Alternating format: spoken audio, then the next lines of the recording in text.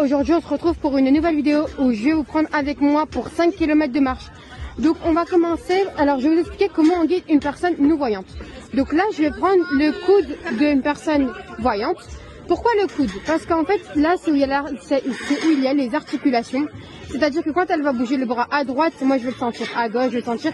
Si par exemple il y a une marche, elle va se mettre devant moi, elle va s'arrêter, comme ça je vais sentir qu'il y a une marche.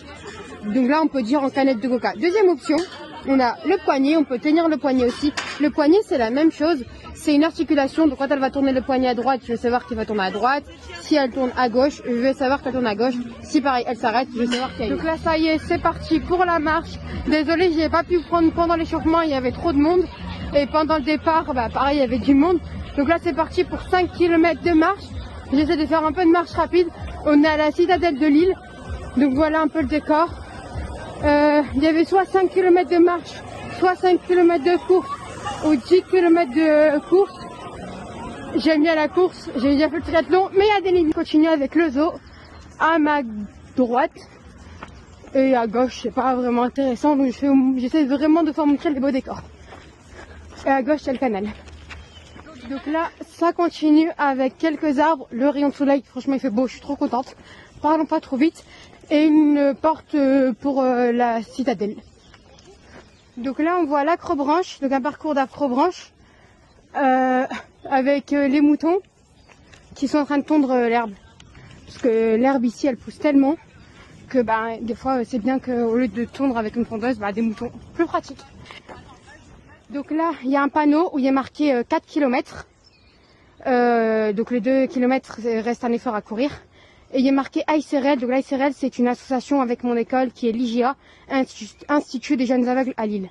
Donc là on a vraiment fait plus que la moitié, je suis trop contente. Donc là il me reste quelques mètres avant la ligne d'arrivée, c'est parti, on va la faire en sprint.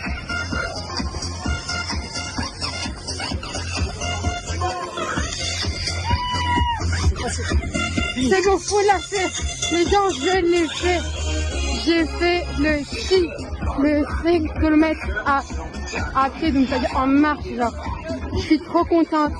Je suis trop contente. Je vous reprends tout à l'heure, je vais peut-être vous vlogger encore un petit peu. Donc là, je vais vous présenter le premier tandem. Donc là, c'est un tandem de ville. Donc le guidon est donc basique. Hein. Le tandem, c'est quoi? C'est 2 selles.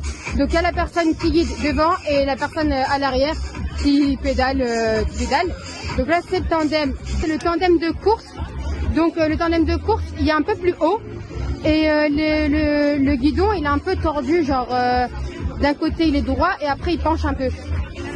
Donc voilà, et c'est le même principe. J'ai eu une récompense, donc je vais vous présenter le dossard, j'ai pas pu le présenter avant.